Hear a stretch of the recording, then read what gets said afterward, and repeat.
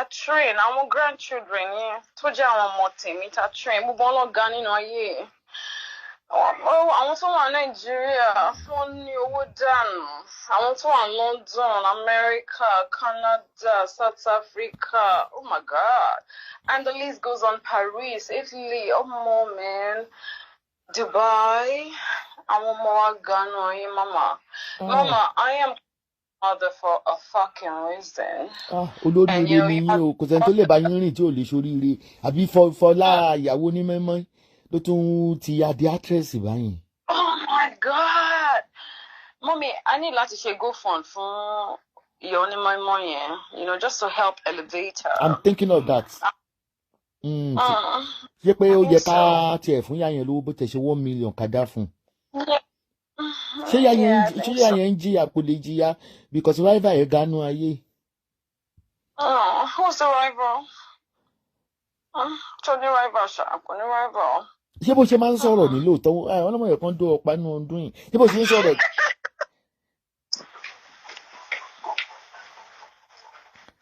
Kò sọ kàn yín tí o máa bá sọ̀rọ̀ tí ò ní gbé bílíọ̀nù jáde o.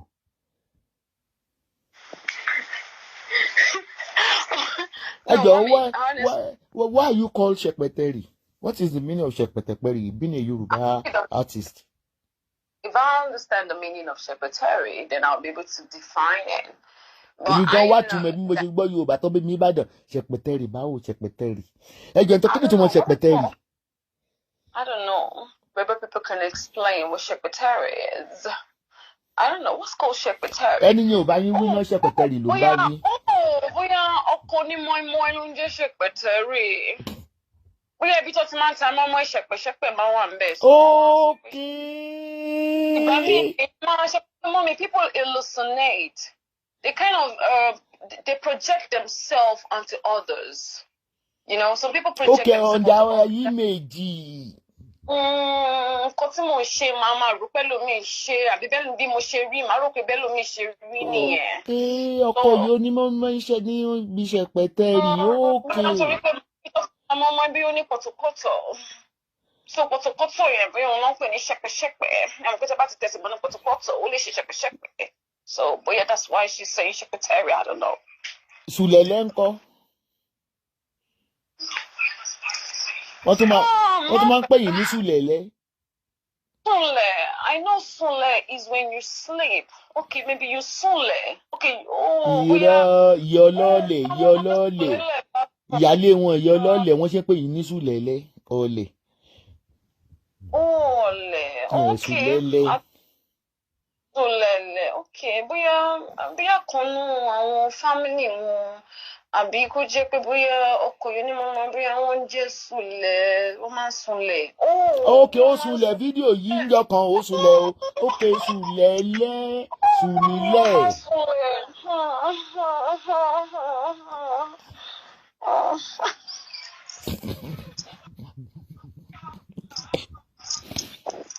Èmi òkú mọ àwọn òkú mọ ẹtẹ ìwé wọn sọ tí Yorùbá là ń ṣe ló Yorùbá lẹ́sìn là ń ṣe. Wọn èkí lè tọ́ fi ń pè mí wọ́n máa ń pè mí náà lè légbọn lóbò. Oh my God. Ẹ mọ̀ pé légbọn lóbò. Elégbọn gba mẹ́wàá ní òbò tó ń ṣe bọ̀lọ̀bọ̀lọ̀ inú ayé. Èlé is ó dà pé èlé according to Yorùbá ni tí wọ́n bá sanwó lé owó èlé. Èlé gbọ́n òbòmí increase. Bóyá punana yìí wọ́n máa sanwó lé àwọn alọ́gbọ́n sí. Èlé gbọ́n, mami, come on. That's it. Onídìí bọ̀lọ̀bọ̀lọ̀ tó ń yọ̀dí nínú ayé òbòmí náà ní ìjẹ́bẹ̀ kò sí orúkọ tó ń fòbó mi tán. Oyin, honey ló ń jẹ́ bẹ̀ mọ́mi, honey. Oyin bọ̀lọ̀bọ̀lọ̀. Wọ́n tiẹ̀ tún sọ wípé neighbor ní yín pé kò yẹ kẹ́ ẹ wá ra ilé sẹ́gbẹ̀ẹ́ àwọn pé kẹ́ ẹ wá rẹ́ǹtì ilé sẹ́gbẹ̀ẹ́ àwọn ṣé ẹ wà ní kókó ń bẹ̀ bàbá. Who's my neighbor? Ó ní 5 houses sí òun ni àwọn jọ ń gbé street kan náà. Oh really? I didn't even know she lives in my estate. Really, are you sure? That's what she said. Ewúlò ló máa ń sọ ó lẹ́yìn lè máa sọ bóun ṣe ń jáde bóun ṣe ń wọlé fún Dorcas pé 5 houses away nìyẹn gbé lẹ́yìn line ọ̀dọ̀. Is she that important? She has to be really important for her to feel that way. But anyway, she might feel very important. Probably she doesn't mind parọ́ ni ojú ó sì sọ lẹ́nu níbi kí n tó ṣe gan yí pé ẹgbẹ́ òun lè ń gbé. Bí ìdẹ̀rí pé Yorùbá mi sọ rí pé ń gbé lẹ́gbẹ̀ẹ́. No. Torí eré àtẹ̀yìn ń gbé yìí àdúgbò yìí yẹn ganu ayé gan. Okay. Oh well, mommy, àdúgbò wa ganu ayé, but you know, àwọn kan wà tó máa ń gbé lórí 1 plot, àwọn kan máa ń gbé lórí half plot, àwọn kan wà lórí tó ń gbé quarter plot. Then àwọn kan wà tó ń gbé nínú, àwọn kan wà tó ń gbé níta. So I don't know where she's staying actually. I won't lie. I don't know where she's staying. Àìlè sọ̀rọ̀ yín ló ṣe ń ó parọ́ ọmọ yín gan, ó lè rẹ́ǹtì ẹ̀ gan ni pé ẹ wá polórin kó wá ṣe.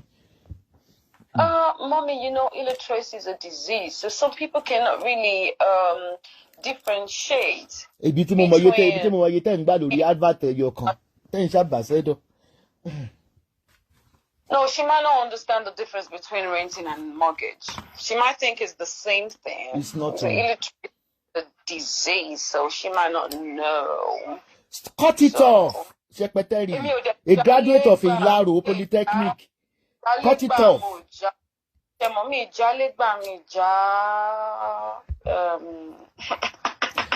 Wọ́n ti ẹ̀ fi ń yọ̀ yìí gan, wọ́n ní wọ́n gbé 80 million kìíní fún yín, mo ní ìjọba Nàìjíríà gan recognize pé ẹ̀gánu ayé wọ́n ò dìgbò wá fúrú èmi náà lówó ni náà. Yeah, mommy, wọ́n lọ classify mi sí high profile. 80 million kò gbé wá fún èèyàn mọ̀pẹ́ nìyẹn lówó gan, multi-millionaire ní bí ìbá ṣe billionaire gan. Àná. Èdè lélẹ̀ ní sọ ní táàsì bí kan slap èèyàn ní 80 million wọ́n value ẹ̀ ni o. Yeah, it's high profile. Lè máa rẹ́ǹtì ilé kan gbé 18 million wá náà. No. No value gbogbo nǹkan tí mo ní ní but wà lẹ́nu ẹ̀ wọ́n máa. Mo rí tó ń manipulate fídíò Naira Marley. Mo try láti analyse láti sọ fáwọn èèyàn pé you are a public figure, you are a celebrant. Tó bá ya ẹni celebrant ò kì í fáyàn mọ́ra. Knowing Naira Marley because social kìíní lẹ́wà. If everybody wants to know you, ẹ mọ ìyàwó tó máa ń pè mí pé kí n máa wọn pe Iyabo Ojo tí mi ń dá wọn lò. Wọ́n mi àwọn nídìí kan, ẹ bá wọn àwọn nídìí róòlù kan. So me are sharing up Naira Marley. Ṣé irú èmi lè súnmọ́ Naira Marley ní àbáwọn lè súnmọ́ Naira Marley?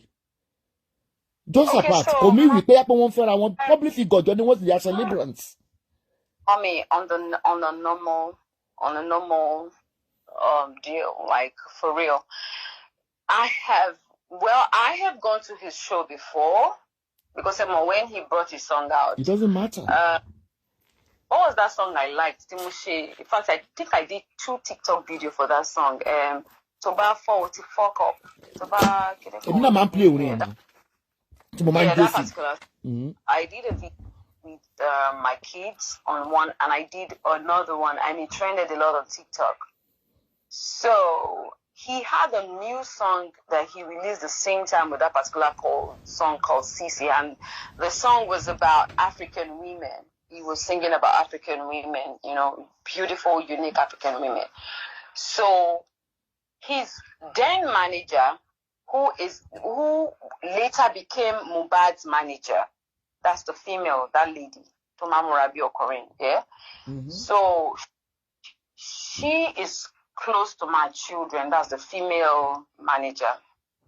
So she now told my son or daughter, I don't know, one of them, I don't know how, but one of them, close by Mejeji, because that particular girl, Yema Wasile, Omawan keep Priscilla, so was up where one need me, one be flower of shape promotion. So flower to be one only code, and the box has a code, and I mean the Kokolo they gave it to a lot of celebrities.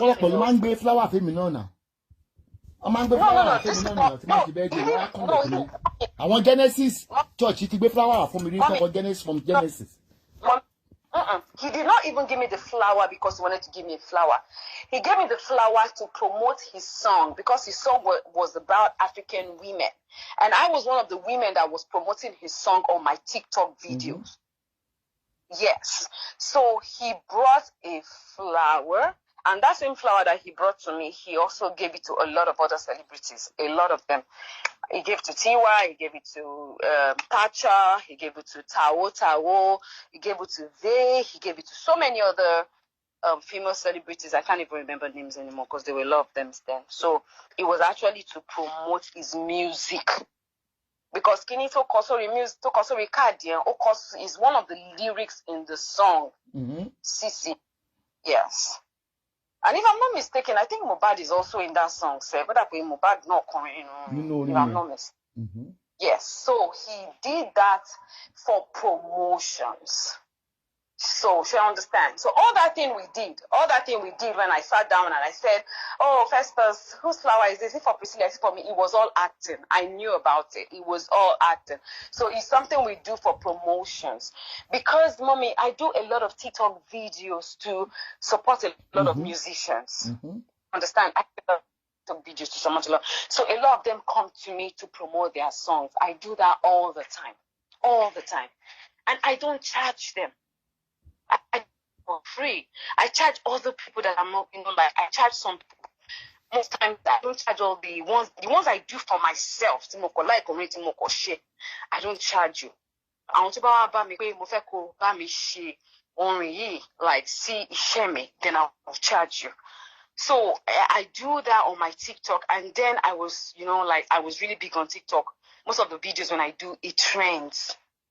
So that particular song, they wanted to do a promotion because my son came to me and said, Mommy, they want to bring you a flower and it's to promote a song and they're giving it to so many people. So all that we did there, it was something that we planned for the promotion of the song.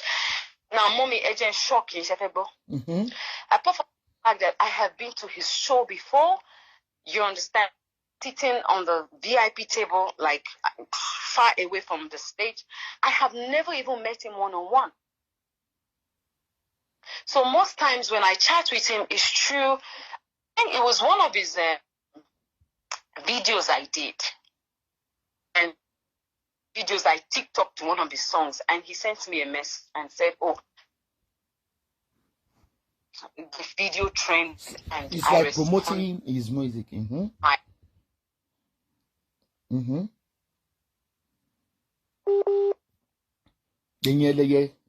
Hey, family only leave that internet.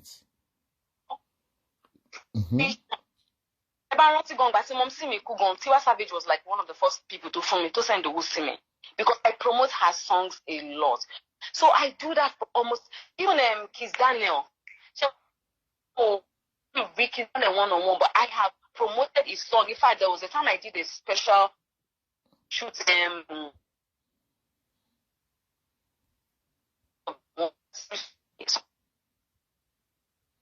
like I jump on it, I do it, the song, because that's what I do. TikTok is what I do.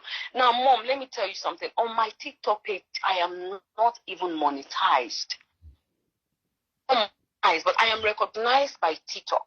Yeah. So what TikTok does for me is that, for instance, yes, what TikTok does for me is that sometimes TikTok gives me, my page is not monetized, but what they do is sometimes they might tell me, oh, Iyabo, we want you to come for one event, they pay me. Sometimes they might tell me MTN, if you scroll down to most of the things I've done for them, we are MTN, we are Netflix, a brand, they will, when a brand pays them, they will call us. So they have some of us that they are influenced. So I am one of.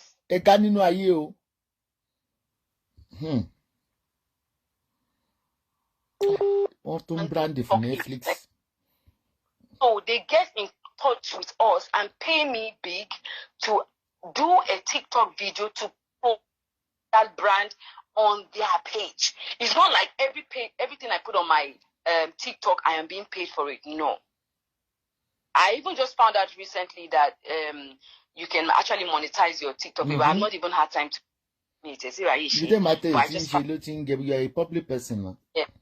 Because to budget pay more while abroad, Mommy, I would be able to do that. But in Nigeria, for a very long time, we're not monetized. Until now, I have not monetized my page.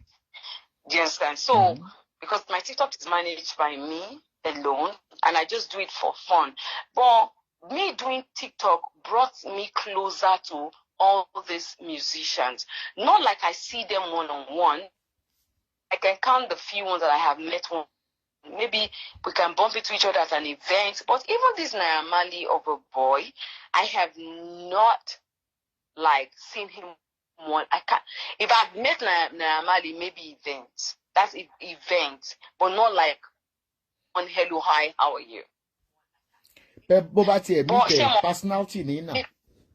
Yes, but mommy Shemo, because a lot of TikTok influencing, because sometimes I want young ones, to I want not she struggle at the moment jump so we saw on Lori TikTok, like it. Yes. So I have a lot of upcoming ones, not on my one baby, Mama, please, I want to sing, I want this. So Tiba ma pe àwọn ni promoters mo ma send message sí àwọn tí mo feel pé record label. Do you understand? Ma send sí wọn. What's it? Yes, Naira Marley is one of those people that pay no man respond. So most of torí pé man respond, ohun àti Don Jazzy man respond. So tó bá ti respond bẹ́ẹ̀ mo man táwọn boys about ti wá Manoke send me your song Shemo ma forward it sí wọn. Tó bá like it wọ́n máa ní okay kí send the number ẹnìyẹn sí wọn á lọ bá wọn mi dẹ̀ mọ̀ kó tó máa ṣe. Fẹ́ ti ń gbọ́ ẹ̀yin upcoming kéèyàn tó fẹ́ help èèyàn kó tún dógún ó ga o. So yes, she understand wọ́n máa send this sí wọn, and I'm going to share more light on this issue. But I don't want distractions for the case. I want the case to go smoothly. She understand? Then I would share more light to it. Because just love I send message in a group me, in a DM me, King John to the number, DJ Splash. Say bye, can reach out. Mwalo video okay, no problem. Yes. So ask them to send me the number. Just about send me number brother DJ Splash. So yeni mo pe lo wa fi sọ pé kíní kan ma lókè ma wá yọjú sí Shemo ni mo fi lọ sọ́dọ̀ DJ Splash. So ọ̀dọ̀ DJ Splash tí mo wà ló wá ẹ̀ṣẹ̀ wá ń ṣàlàyé fún mi pé wọ́n máa ń spite oúnjẹ àti drinks àwọn èèyàn. Because I have because bí ọmọ ni wọ́n jẹ́ tó sọ pé àwọn ọmọ mi tó wọ́n sọ pé ọmọ ẹ lò rí fàásì. She understand wọ́n máa spite drink wọn, and this is not something tó yẹ pé DJ Splash nìkan ló sọ. Because tẹ́ bá rántí pé first day tí mo lọ sí ilé Mohbad tí mo lọ kí ìyàwó Mohbad àti ọmọ ẹ̀ tí mo wá bá màmá ẹ̀ bẹ̀, gbogbo àwọn boys tọ́jọ́ wà ní mọ́tò pẹ̀lú ẹ̀ nígbà tó fi kú yẹn tó ń gbé tó ṣe fídíò yẹn àtàwọn other boys sí mi wọ́n pọ̀ ń bẹ, so gbogbo wọn sọ̀rọ̀ gbogbo wọn sọ̀rọ̀, and mo rí pé nǹkan tó sọ lọ́jọ́ yẹn àti kó tí DJ Splash sọ ó she understand ó papọ̀. And ọmọ tí ìkànnà àwọn boys tí mo send sí ó mú kànnù wọn ó fine mọ́ ń gbà yẹn.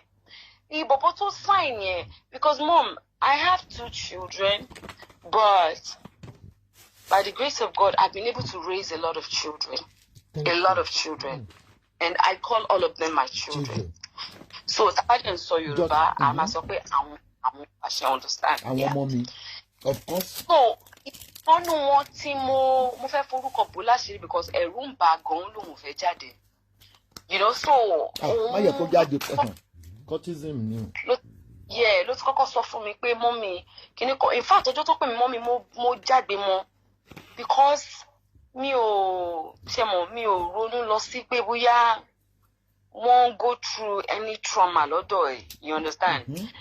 And I don't know Naira Marley one-on-one, but that is manager, the female manager tó padà di manager Mohbad. Ìyẹn máa ń wá àwọn ọmọ mi wá, obìnrin ni ó máa ń wá ó máa ń múra bọ́ ọkùnrin, bó máa ń wá àwọn ọmọ mi, ó máa ń wá gbogbo wọn wá. Because àti pásọ pé àwọn ọmọ mi kò ń ṣe festival àti bísílà nìkan, ọmọ 7 ni mo raise, 7 lọ gbé pẹ̀lú mi láti kékeré dàgbà. Láwọn tó bá ń follow story mi. So ó máa ń wá síbí báyìí pẹ̀lú òun àtàwọn a lot of àwọn age mates wọn. So wọ́n máa sọ fún mi pé manager kìíní kan nìyẹn máa ní okay. Even in London tí Mohbad wá yìí òun àti manager yẹn lọ́jọ́ wá girl yẹn ṣe understand ìgbà tí mo rí yẹn sọ pé òun ti kúrò lọ́dọ̀ Naira Marley pé Mohbad gan lòun ṣe kúrò lọ́dọ̀ òun pé ọ̀dọ̀ Mohbad lòun wá Mohbad lòun manage ìgbà yẹn. So ṣé mo gbogbo time yẹn gbà tí kéèsì ń ṣẹlẹ̀ tí gbogbo àwọn boys yẹn tí DJ Splash yẹn sọ̀rọ̀ tí gbogbo àwọn boys yẹn tó wà ní ọ̀dọ̀ Mohbad yẹn náà lọ́jọ́ tí mo lọ bẹ̀ tí gbogbo náà ń sọ̀rọ̀ then àwọn ọmọ mi náà àwọn náà ń sọ̀rọ̀ nínú ilé you know every like the same. That's like it's like a norm, yes ma. Now tẹ́ bá rí the recordings we did for Mama DJ Splash, right? Ó sọ bẹ́ẹ̀ pé tó ń bá lọ sílé ọmọ máa ń bẹ̀ òun tó ń bá lọ wò lọ́dọ̀ Naira Marley pé má jẹun mọ́mí ẹ má jẹun ẹ má mu. Okay, come about spice. Kọ́ má mu. Tẹ́ bá dẹ̀ mọ̀ because this woman and Mama Mohbad wọ́n mọ́ra rí. Mama Mohbad ní ọjọ́ tí mo lọ síbẹ̀ ní ọjọ́ tí mo lọ kí àwọn náà lé the same thing lọ sọ pé ọjọ́ tí àwọn lọ wò Mohbad nílé Mohbad gbé oúnjẹ ó dànù ó gbé ọtí ó dànù ní káwọn máa jẹ káwọn máa mú ṣó. Ó sọ nínú interview. Oh, the same thing tó sọ náà ni Mama DJ Splash sọ. The same thing náà ni DJ Splash. The same thing all boys. Anyway, so but then by the woman rights activist, your man haters can because when you are saying the truth, of course. Yeah. That's why I don't give you quotes of anybody. I just say my own. Even a fellow actor, no, totally close man, Malians, no, totally one, no, same thing. So it is definitely true. But why when you say regarding the interview, tí ya Mohbad gangan sọ nípa bon tí bàbá ẹ náà dẹ̀ sọ pé ó máa ń fi nǹkan sọ́tí fún wọn. Mommy, that's why, you know, like that day when I was social talking, media. and he has a lot of case to answer. I know what I'm saying. Do you understand? Because normally, after we did DJ Splash interview and everything, on a normal day, he should go to court. He should go to police station and do his write-up and everything and place that as evidence. But to me, I just felt he has a lot to answer for right now. And really we don't want this because it is all about Mohbad for now. So yes, DJ Splash is getting help. In fact, the boy is good right now. He's even in the studio right now. Yes. I just thought it to myself. Oh, our police were aware. They are aware. Even they requested, should they send security down? I said, no, he's fine. He's safe, right? But like they are aware. They know the story. But you know, mommy, taba parolo social media. Àwọn ọlọ́pàá can count it until teba put it into writing. Teba share reports. And I just felt like, you know what? He has a lot that he's dealing with now. Why would I bring up these allegations now? Because that's the allegation of DJ Splash and some other ones, Semofuruko Bulashiri, that they are labeling against this Naira Marley. Don't let me do that. Let me leave that until later. She understand because let me later.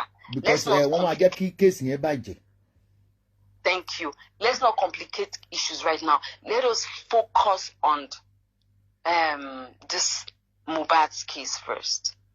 We don't know who killed Mohbad. I'm not saying Imole killed Mohbad, but there are evidence to a lot of things that happened to Mohbad. She understand. Before he came to your, he was not mad. He didn't have any mental health issues.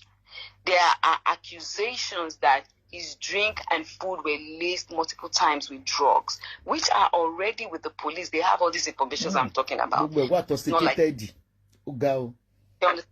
There's a lot of issues going on. And if one person, two people, three people keep saying the same thing, getting to 4 or 5, there's definitely something going on there.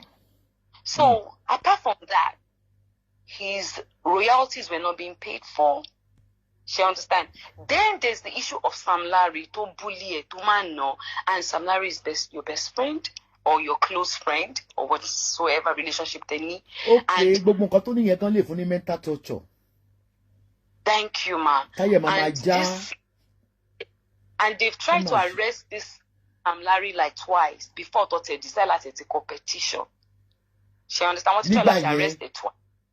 Yes, once you try one arrested twice, but she obviously kept on. So the last one of she petition to file against them. She understand? And in that petition you can there's a boy called silently. Yes, there's a boy talking in C Black to jẹ́ pé kono Malians to jẹ́ pé inú àwọn orin tó kọ àwọn orin tó kọ yẹn ó kọ síbẹ̀ pé àwọn máa pa àwọn máa ṣe kíní kan she understand. So there's a lot of mommy, all these things I'm saying to you àwọn ọlọ́pàá ní informations in lọ́wọ́. Because she mo nígbà tí mo fi number mi sílẹ̀ pé you guys can send informations, a lot. Mommy, over 1,000 plus videos were sent. Some were repeated videos. But a lot of videos were sent, which I forwarded to the police people. I forwarded it to the CP, I forwarded it to the PRO, and I forwarded it to Banti himself, right? So all this evidence are there. They are there, they are glaring. We are not talking about it now because, mommy, I don't need to come out and be talking about it like I'm doing now, even that I'm just trying to explain some things to Dekwe Oshoku Kusa. She understand? No, they are just being wicked. There's nothing you can do about it. All things are allegations that are laid out. I saw a woman who said, I Mali sent you a flower. Why would you now say, and is so it for my daughter? Number one. No, I don't even like sit downstairs. I'm always upstairs. All that thing was acted. Everything I wrote were acted out because I was helping just to like promote his skit. Number two, apart from that, mommy, Toba send flowers in Ulimi. The first person to my brain, Priscilla Nuni, only see on Lord now. She understand? Oh Lord, see, Toba send flower, anything in fair more dada. Flower colon she me. Jackie Dalati can Jiki my millions in our account me. Can you compare the flower? She understand. Notwithstanding, yes, Royal Oaks, some few people have sent me flowers, which I appreciate, but I mean, I don't explain flowers, but I know if I'm a mother, tí bẹ́ ṣe wà mọ́ sí, tẹ́ bá ń gbé pẹ̀lú àwọn ọmọ yín obìnrin tó ti dàgbà, tó ti bàlágà, tó bá send flowers sínú ilé, ẹ jọ̀ọ́, ṣé ẹnì kọ́kọ́ béèrè pé ta ló ní, ṣé ọmọ mi ló ní, ìgbà tẹ́ ẹ bá retí flower. But all that, apart from that, was just, that is what makes me a very good actress anyways. She understand? Oh, all that was done to promote his song. I was aware of it even before the flower came in, trust me. She understand? So, that's not the issue. The issue here is Mohbad died in the house. What happened to him? The autopsy is stating that he had bruises in his hand, which he incurred when he had an issue with his at the event he went to. Go. She understand? Mohbad had paranoia. He didn't like going to the hospital for injections. He believed that the Malians will send people to him or somebody to inject him. You understand? So he had that depression. Yeah, phobia, but yes, so he could be like hospital, which his mother also confirmed. Mama suspect she understands. So he had this particular. So Baba, he wasn't happy. Oh. She understand. But look, because but even though she understand. Now, this of Mohbad's death, there's a lot of investigations that has gone on. Case Baba Gesha, they told me Princess Gagalu sentence. But I want to get witness for that particular thing. One was a court now. But late Simiri. Oh, Yoruba. I don't know Muslim man lali one me only stand the one anyway.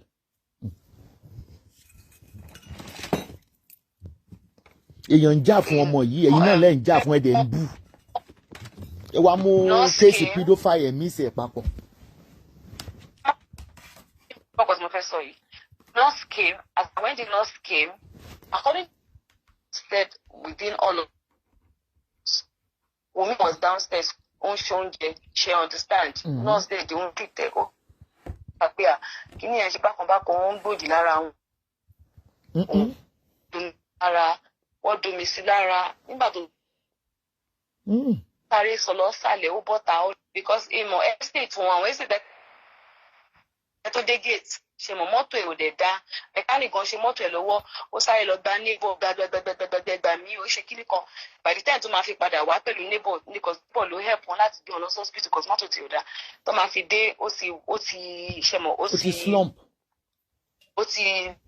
kò sínú ilé òun ò sí mẹ́bàá tó slump but ó ti slump so wọ́n gbé dídí gbàgbàgbàgbàgbà bàtọ́ máa dé first hospital wọ́n ní pé ó ti kú àwọn yẹn ní láìláì àwọn ògbà kò lè kú wọ́n lọ second hospital ṣe understand from the mama bàbá ẹ mọ̀ òkè bàbá dé èrò ti dé wọ́n sì pé gbogbo àwọn èèyàn èrò ti dé gbàgbàgbàgbà ká tọ́mọ̀ bàbá ní òkè ẹ jẹ́ máa gbé lọ ẹ jẹ́ ká lọ sing bla bla bla bla bla ṣé mọ̀ so wọ́n ti send down one petition lọ́gbà. but why ti bàbá fi máa sọ pé kàn lọ sí straight báyìí láti fẹ́ láì mọ tó pa. Mommy, I don't know. People grieve differently and people react differently. Me lè sọ̀rọ̀ for anybody. But nǹkan tó ṣe right to me in a nutshell. But even at the end of all these stories, we decided to say what? Okay, this justice for Mohbad, Mommy, how would we have started this process if we did not insist that his body be exhumed? No, if we did not come out, if I did not come out to insist that his body be exhumed, and I can't do it on my own. You can't just come on social media and shout. You need to effect it. And that's when my foundation came in to write a petition and request that his body be exhumed so that they can properly check what exactly went wrong with him. Because if we don't check what went wrong with him, we go with all the stories was said then. A lot of stories was said.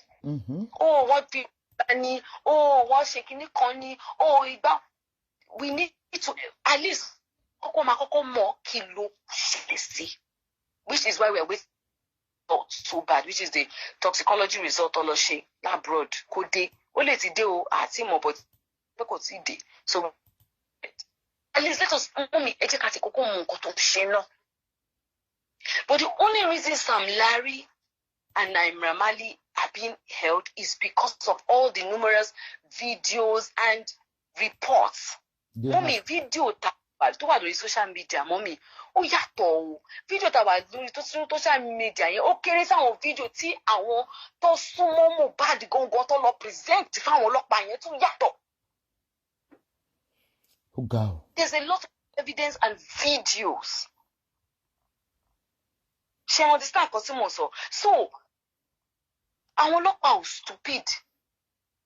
Ìjọba náà they're stupid. But we, we need to be patient, to wait, to see, to know. Ẹ jẹ́ kí result dé ná. Tí result bá dé tó ní poison ló pa o, ó jẹ inú oúnjẹ lọ. Mommy, toxicology result ó máa show bóyá inú omi ló fi sí fún, àbí inú oúnjẹ ló fi sí fún, àbí injection yẹn ló trigger, àbí BP ló pa, àbí ó ní heart failure, cardiac arrest, àbí bóyá ó wà high on drugs. It will say exactly, stating exactly what got him to the extent of him dying. Then we cannot begin to fit in the puzzle. But kí ló ta ṣe fẹ́ pa ikú kíkú tó dé? No, mommy, kí ló dé ta ṣe fẹ́ pa ikú tí kú tó dé?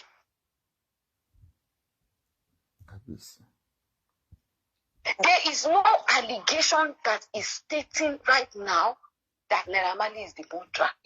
That's why I said people should go to Panti, take out that time, just go to Panti and say, okay, Naira Marley for murder. Sam Larry go tari video go for murder, one for bullying, torture, and the other things. But orúkọ Naira Marley ló ní Mohbad pé there is already an existing case. And wọ́n ti pé ó file petition mommy before he's deceased. Yes, I want disregard. Mọ́mì bí mo ṣe wà ń sìn kémi àtèèyàn kan jà kí wá lọ sọ́dọ̀ ọlọ́pàá kí sọ pé ẹ wo wọ́n náà mí o wọ́n làwọn máa pa mí o in fact wọ́n kọrin wọ́n ṣe wọ́n sọ tó fi gbogbo text gbogbo threat kinní kan ṣe mọ̀ pé àwọn ọmọ yìí wọ́n kéré tó bá ń jà wọ̀ kí mọ̀ pé àwọn nǹkan tó máa post sórí Twitter yẹn tó máa post sórí kinní yẹn wọn ò mọ̀ pé is evidence. Kẹ́ máa sọ pé ìwọ tá bá mú ẹ a máa pẹ́ mẹ́ẹ̀ ni ìwọ tá bá mú ẹ a máa pa ẹ ni gbogbo nǹkan tẹ̀ ń sọ yẹn ìyẹn ò bá tí kú wọ́n lè má kà kún bó tí ẹni ẹ bá ti kú ó ti wá di evidence you are a prime suspect. ọ̀rọ̀ yẹn deep. Ṣé you understand? You become a prime suspect. So when all the boys see Black and the rest of them under him, when they were threatening him, you they call for money, you will do all those things are things that Naira should have stopped. All those things are things that he should have refused. And they thought they were cruising. So all those things are going to be pinned down as evidence, Mommy. Because he's finally dead. Jesus. So we have to wait. And they have risen up a coroner inquest. That is to say, this is not a child's play matter. This case is so there that even the federal government, they are interested in it. So, stress around because this case is not even, it's even beyond me, Mommy. It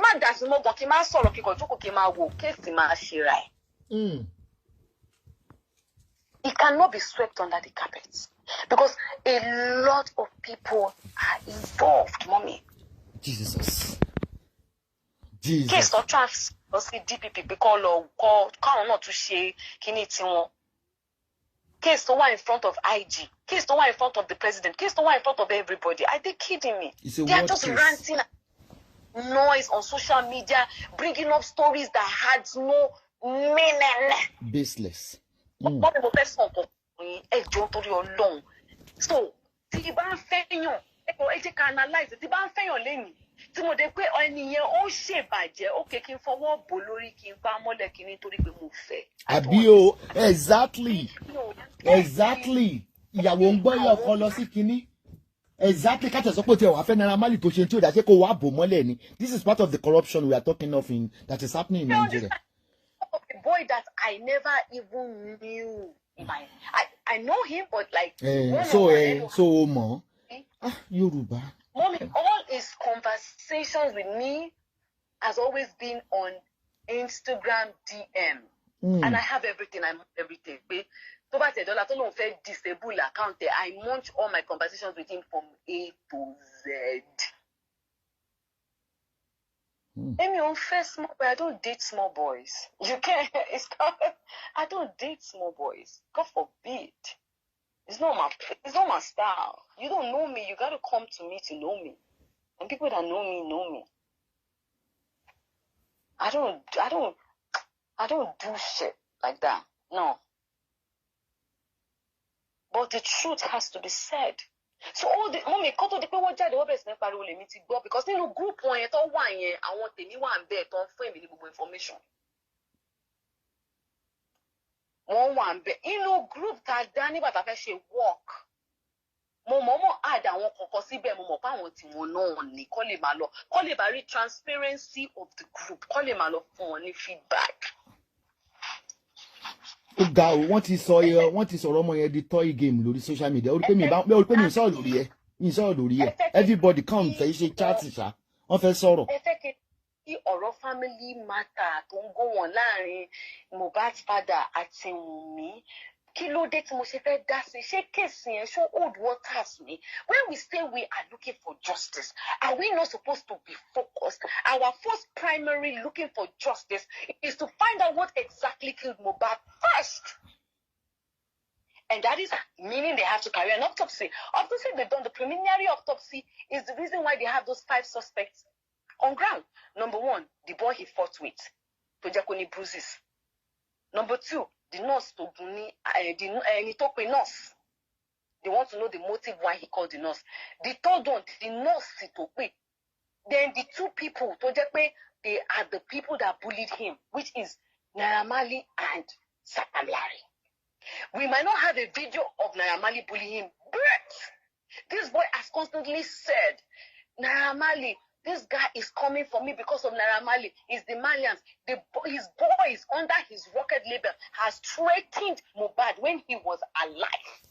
Mommy Moshe wa ibi onko ba jade lola nsin to ni to de je iru Sharon to je best friend mi ko jade lola mommy ko bẹ̀rẹ̀ sí ní threatening èyàn tẹ́ni ẹ wá jáde ko ni Iyabo Sharon ọ̀rẹ́ threatening ṣé mi ní sáré jáde pé wá Sharon jẹ́ kó rí ẹ pé o jọ̀ọ́ má jọ̀ọ́ ẹni ẹlẹ́ni wá o jọ̀ọ́ wá jẹ́ settle mi ní ko no ẹ ṣé mi ní ṣe bẹ́ẹ̀ ó dákẹ́ now. So that's why they are the 5 suspects right now. But it doesn't mean that they are the murderers.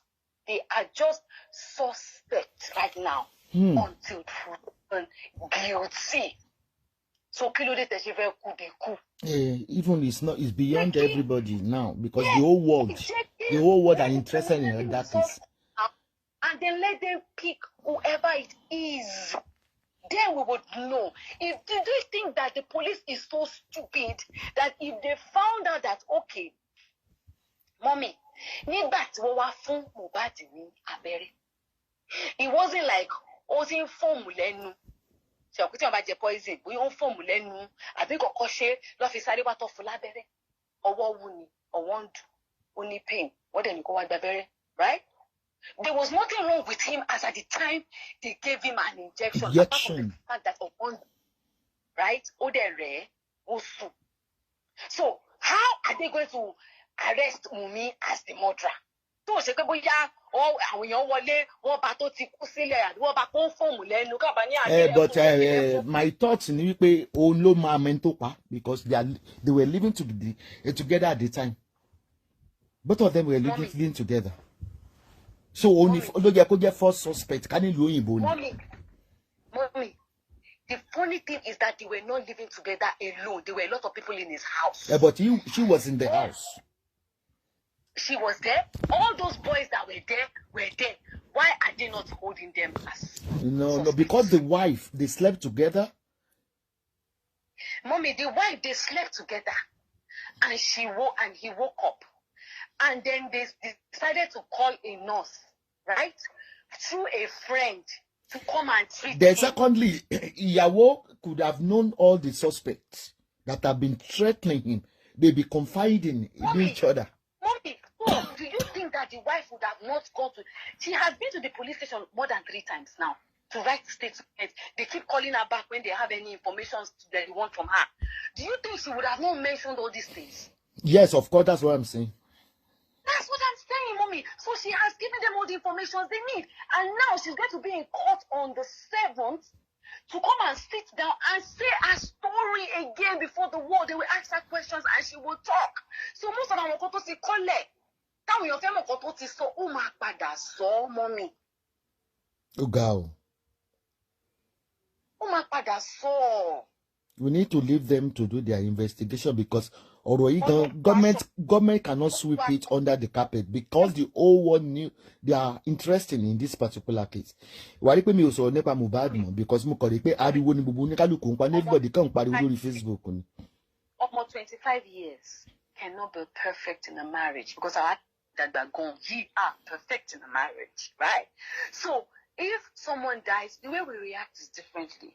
Ọmọ tó jáde tọkọ ẹkú tó sáré kọ síbẹ̀ ó mà ní kíní kan they've taken it away kíní kan ayé ti sáré bọ ẹnu kó last time immediately tó ti wá lọ́ti bọ ẹnu kó kíní kan ẹjọ́ ṣó máa jáde báwo ló ṣe mọ ẹṣẹ fẹ́ nílíva láti tẹ̀ kọ́kọ́ fẹ́ jáde náà. No, she won't come out to do any live chat because she's never been a speaker. But in Loyibo, the wife is the first suspect. Let's be sincere. Ma. The wife is the first suspect. If at a situation when he died, it was only him and the wife in the house, number one. If at the time they were together in the room, no. In Loyibo, one ma bilere pe kini nkan to suspect. Kini bobo yen go through. Emails will go through.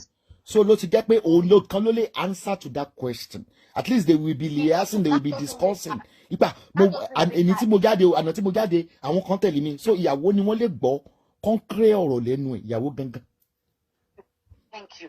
But that doesn't make her a suspect because it is the situation that happens. So, mommy, first of all, say, Tiba wan sin, bóyá mo wà nsàlẹ̀, àwọn ọ̀rẹ́ ọkọ mi wá wà gbogbo ọjọ́ wà lókè, wọ́n jọ ń ṣeré, mo wà nsàlẹ̀ kitchen mo ń dáná. Then nǹkankan ṣẹlẹ̀, mo sáré dókè, mo wá bá pé nǹkankan ti ṣẹlẹ̀. Sọ́ta ẹni tí a jọ wà. Okay, kí ni Nàìjíríà ṣe máa accuse ìyàwó tí especially àwọn Igbos Benin side tí ọkọ wọn bá kú, wọ́n ní ìyàwó ló pa wọ́n. Because it's our mentality as Africans to always no think because in that direction. ẹni tó bẹ wọ́n ní ẹni téèyàn ń sùn lèèyàn ń jarun pa ní gẹ́ẹ̀ yẹn máa mẹni tó pa kì í ṣe pé ó máa She mọ. might not know. It is not God and she's not a witch. Sometimes the people that you even look So you want to tell me there is nothing like a rapport between them? Which them? Who are the them? The wife and the late. Mommy, I have a rapport with someone. And what happened is what has transpired. What has transpired is the fact that she went out with him.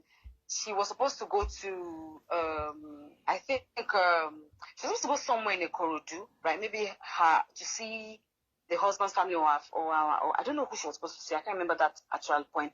But they went together to Ikorodu, right? There was an issue that happened. The issue happened to the extent that him and the friend had an argument that even got her upset also that why were they fighting all that one because she was in the car with her son and all that. And then they go back home, you understand? So now, he grew up. The next day, his hands were like swollen. He started feeling pain. He didn't want to go to the hospital. She understand.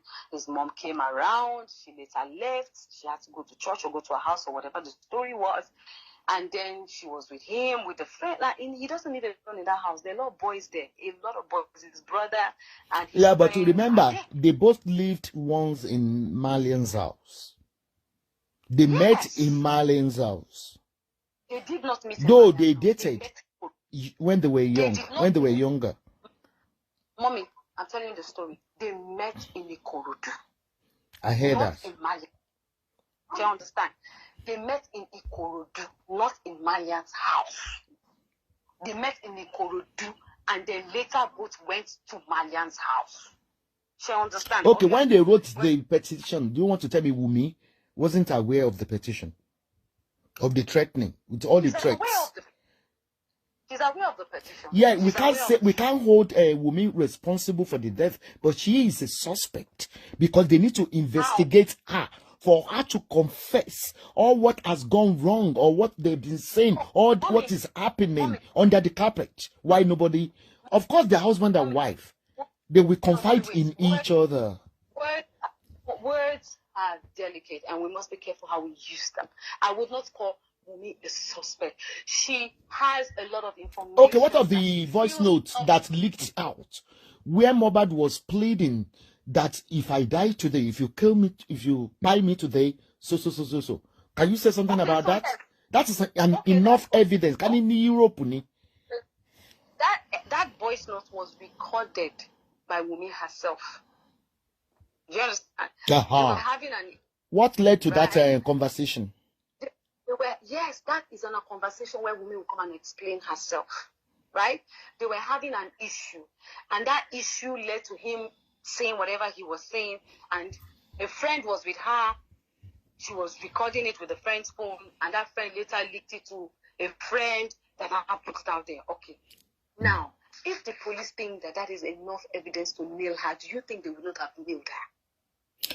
No, because the investigation is ongoing. All what I know is that we are not assuming or we are saying that it's Wumi that by that guy. But for her not to know what has happened, no, she knows everything.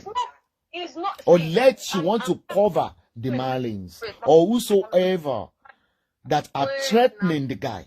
Was the one that first came out to say, you people have done the in alliance here. There's a difference between has she been interrogated, has she been able to say everything she knows about all the that is why they maybe they're going to pamper her. Deep gun. And it's not about pamper. You need to understand that in that house, when Mohbad died. It was not one, it was not two, it was not three people that was there till his last moment. So Yeah. all of them are already being interrogated. All these things that we are saying now has happened long time ago. They have done. It doesn't matter. They are still living together as a couple. You said she was in the kitchen. Before the incident happened, something must have led to one thing. He was not feeling fine. Did not came to give him injection. No. What about before, previously before the day? You said now that the boy was depressed or was hallucinating. Do you want to tell me his wife doesn't know why he was on depression phase? Do you want to tell me the wife doesn't know? He already told the world why he was depressed. We already know why he was. No, you are an outsider. To be honest, case you were me because ọ̀pọ̀lọpọ̀ tí fi ń bára wọn jà. Maybe if Tabani CID investigative board Nigeria, one might incriminate the wife. Let's be logical. I'm very logical when I'm talking, right? And I take things very logically. Now, Mohbad himself had come out to say countless times that he was going through a lot. Because so also there, check Yahweh on go through a lot. Baba Meton don't be no she's going through a lot. And why do you think she would not say she's going through a lot? Yeah, but the wife will know. If my husband is not happy, I will know. She not know. Yes, she would know. She knows. So because he's going through a lot, does that make her the killer? No, nobody is accusing that she's a killer. They say she's a suspect. So why would she? Nobody. I have not said. It's an allegation. It is not an allegation. You see, the outsider cannot fight for the wife. All what I know. Nobody is. The speaker cannot fight for those people that were in the house during the incident. Nobody, because they know one. Because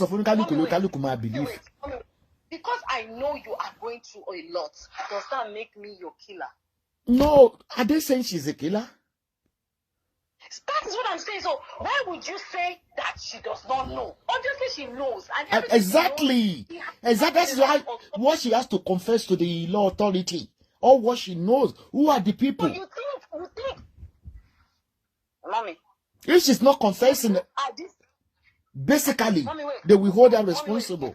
At this stage, Mommy, wait, you think at this stage of the case, it's not about confession. It's about statement. You think at this stage she would not have written everything that she knows about the case? Exactly.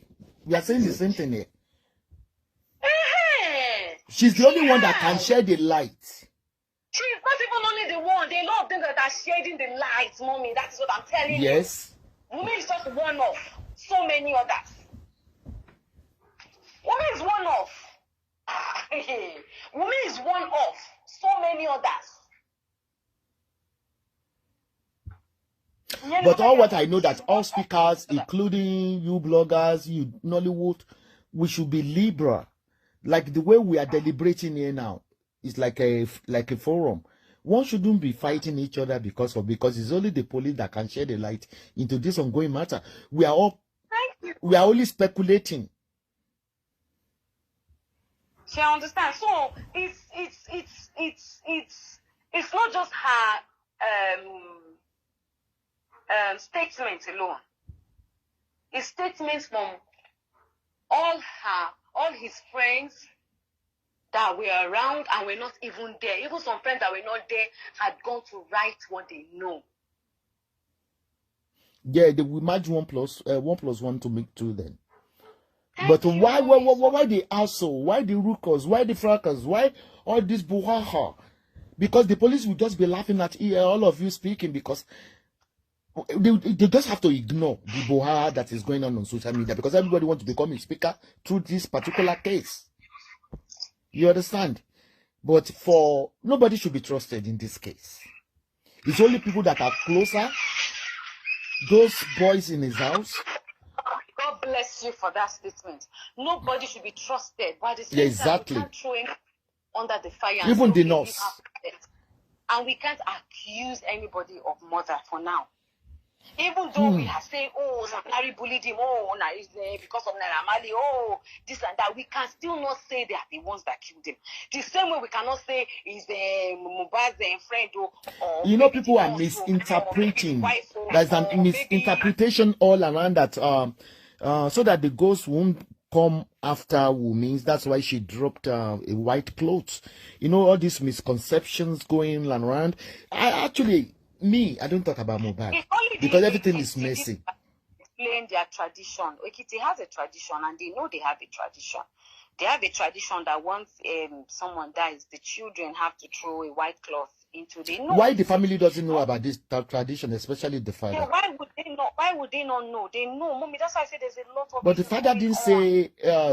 He wasn't say something regarding the white clothes. Mommy, it's a family issue. It can't me out of it. One lie. Though I didn't support the way the father was saying, I hate the girl. No. Mommy, Sherry Bubu Babashwari, Junior. And I understand that a lot of people are like invested in this. You understand? Maybe that's why everybody's like agitated. Mommy. Yeah, exactly. Even what you are saying does not portray you to. Nobody is a true sayer in this case, including you, including me. It's only the law that can investigate this particular incident. Thank you. That me, without being biased. Everything I have said is to the best of the knowledge that I know. But there are some things I will not say. Not because I cannot say, but because it will cause another issue that should not. Yeah, being a woman rights activist, I think you should not be siding anyone regarding this particular case. Only God knows because this thing is very, very deep. It might not even be. It might not even be the Mali. It might not even be Malians or the Sam Larry. Maybe the death come directly from the house. Mommy, my grievance towards the Malians are so many. And it has. I know. Absolutely not. Due to their miscreants that is all of scattering on the floor. But at the same time, they might not be the person. One of my grievances with them, I have already stated it. When I went to DJ Splash, I had so much. It took me a lot to get that boy to that level that he is today. Oh, God. Yeah. He's regaining back his weight now. Thank God. Thank you, by God. And his confidence. Yeah.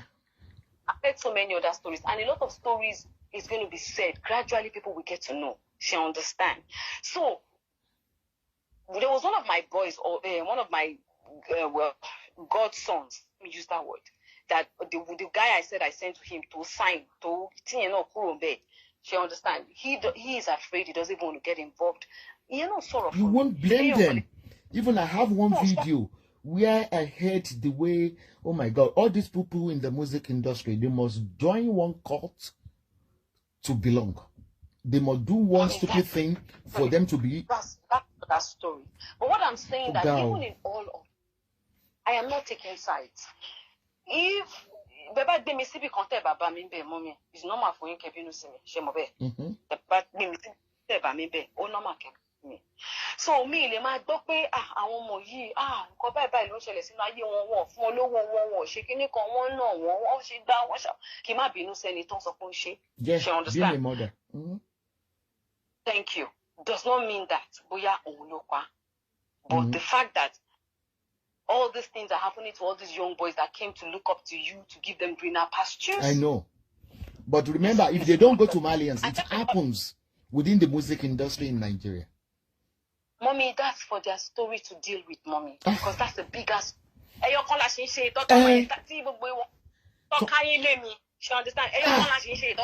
Sorry, Yoruba people, I think majority of them are cursed. Majority of Yorubas are cursed because one feel emotions in Tomanso, one of a sorrow, one of a bully, one of a bully. That is why Oariko will pull out in the straight from Kinika, because when you are saying the truth, they be molesting you, they will be bullying you, they be saying Kinika. Until you can concentrate, until you come and show me, it's in some people are now coming out on TikTok. Don't you say, okay, about go for calling, Obodo Shegbe Mule, Obodo Shele. They are not concentrating on that point. Mommy, that's CID. Every industry has their bullshit. You understand? Every industry, and I'm being sincere, every industry has their bullshit. Every industry. I know. Àwọn tó ń tajà gan gbọ́dọ̀ jọ yẹn gbé. Gbọ́dọ̀ jọ yẹn gbé gbogbo fún Nàìjíríà ìṣẹ́gbẹ́ ẹgbẹ́. It's not a battle that one person can fight. And it's a battle that bóyá àwọn àrọ́mọdọ́mọ wa ló máa because it's deep. So that's not the issue. But the issue here is that if we truly want justice for Mohbad, then we have to do things according to the law. And we must No. Ignore that. Anybody can say anything. They are not the government. They are not the law office. They are only cruising everybody because of monetization. Everybody has become a speaker. This week, Ashiriti too. Iyabo Mohbad, Ashiriti too. Giving a false alarm, panic alarm. I just ignore them on social media because they are all miscreants. Mommy, any láti understand pé òkú yìí kì í ṣe pé òkú Mohbad kì í ṣe pé wọ́n pity ẹ̀ wọ́n fi ń gbowó lórí Facebook ni àwọn èèyàn fi ń tajà ni wọ́n forúkọ yẹn tajà. They are not emotional about it because if they are being emotional they will see the truth. They will ignore the body that is talking, but they will look from the words that is coming from somebody. But if they don't shout your name, you have become Esabod the second now on social media. After Esabod is you, they are bully. Anyway, you are used to that anyway. Million blog bully me one blog me something. There's no way you explain to people. They will not. So I want to any certain mindset. Certain mindset. No. Do you think they have any Mommy, just for senses? I did like to understand that. Mommy, I did like to understand that when an influential person is in a situation, they do a lot of PR. A lot of PR means that they need to get pluggers and get influencers up and cause a lot of commotion. But the thing they do not understand that all that commotions they're causing is just to get people to see things from another perspective, which is their perspective. Yeah. And you know those people that they come with so much violence. They will come to curse you. They will, yes, they come and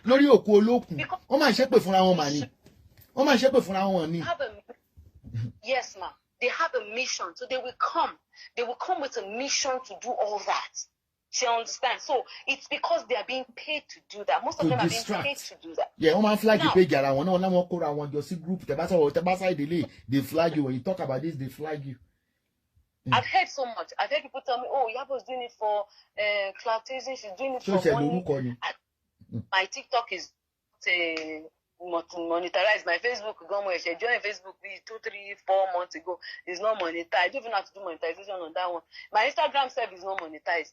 I don't have any monetized social media platform. She understand me. And I don't think anybody's paying me. She understand. But remember, everybody we antagonize you. Every human rights activist, or every truth sayers, compile so many haters.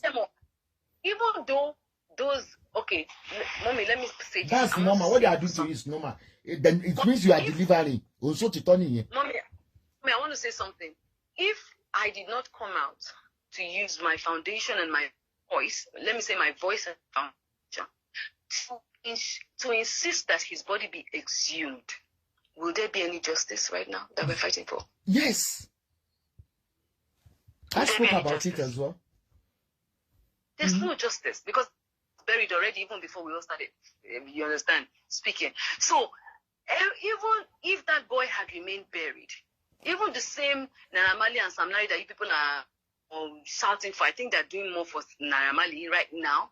People will still have the assumptions they have about him. People will still feel that he's like the cause of the reason why that boy is dead. Him being as and us doing an autopsy is to clear that part, which a lot of them don't know. They just come on social media, they're shouting, yeah. Is to also clear that part. Let me tell you why everybody is shouting. Majority of Nigerians, 80% of the Nigerians are suffering in an abject poverty. So they are taking the anger on successful people. That is what is happening.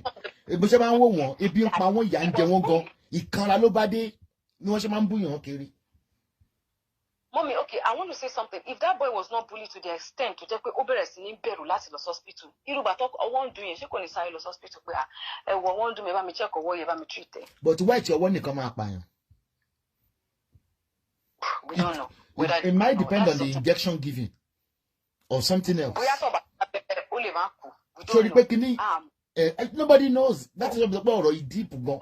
What I'm saying, until the autopsy result comes out, how can we defend it? We cannot defend it. We just keep fighting ourselves and shouting and screaming. That's why I said, on the 7th is on Tuesday. Corona inquest Cynthia Wumi Yaomu, but now, but Moka, expect pay Aburo mi Kemi. Kemi, if you are hearing me, because I heard that you're on the live, you are educated. Do you have to abuse because you want to? So you come after way. I want junkie to now when she chats. Don't raise a false alarm. Who's that? Your sister Kemi, lawyer. I think I'm reading comment that she's online with us. Take your personal. This is a general matter. Oh, they were educated. You are PhD in doctor. Why will you be abusing somebody because the person is hearing his or her own view? That is wrong. That is why me will join one. But if not, so my target and you pay you to show you that what can share our one shake with for our. Oh, the video alright. She'll be fine. I don't have a problem with. She'll be fine, Mommy. So whether we insult ourselves, Mommy, there's one thing. That's why I said I'm very logical. Whether we insult ourselves from now till next year, till next 2 years, till 50 years from now, the government are going to do their case and they're going to do what they're going to do. So, I don't even think the government are watching all their boa on social media because I won't come out with petty yawiri. You know, if I get the secret has come more, you come on, you do now. I can feel if you don't have a voice, and it's not about you just having a voice, you must have a voice and you know you can implement and enforce the law.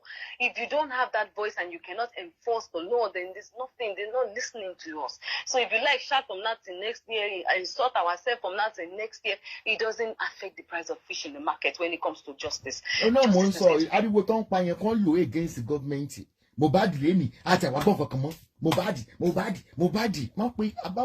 I'm not part of it, but when you talk about the robotic pot, you hear that. And Mommy, we are not all perfect.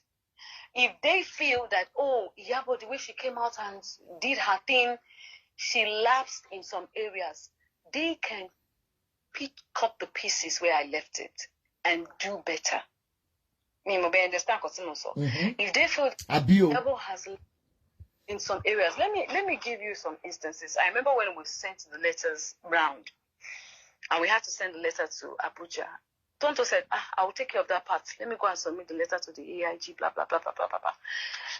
If you feel in any way that I have lapsed in some areas, yeah, take that. Continue. One that is good. Bring your own point. But you cannot fight justice on social media. That's just the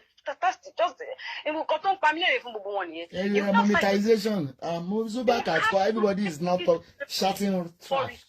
I won't wait. You have so do it over 100. Why did that? Got a rock to move. You have to take it to the right authorities. So there's no cause for alarm. There's no need to be fighting, cursing, shemo, but take it to the right authorities. Let them go and meet them and say, oh, I think Iyabo lapsed in this area, and I think this and this and this and this and this. And just like someone that is commenting, why? Is it what to believe me or make it about top opinion you dog? Why? Just like in politics as well. Why? I don't know. Because the way of their reasoning sometimes their brain is shallow. The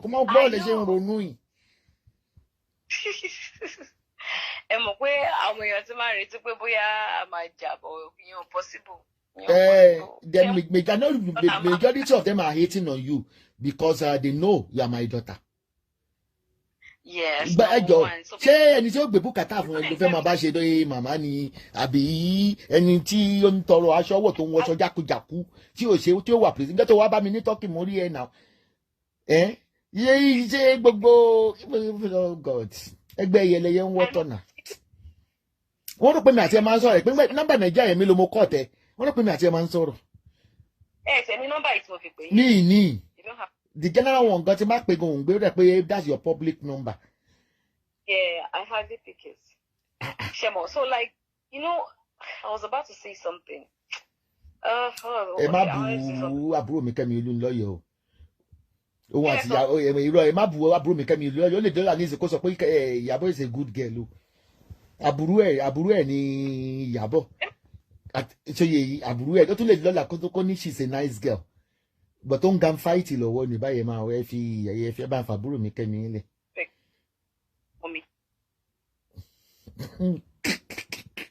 Kẹ́mi ó jẹ́ fàbúrò ẹ̀ mọ́ra.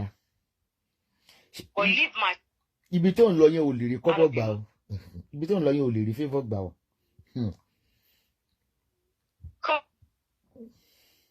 You come from my children. A lot to deal with me with. And that's a fact. Let me tell you, don't count that. Every public figure, you go rí wọn lórí Instagram. Kim gbogbo wọn. Wọ́n máa ń wá ọmọ wọn náà máa ń wá fún wa rò pé tó gbìyànjú wá fọmọ tèmi kò kàn mí gan ní kọ̀kọ́ bọ́ ọmọ ẹ̀ kó tó bọ́ ọmọ mi kò wá tán.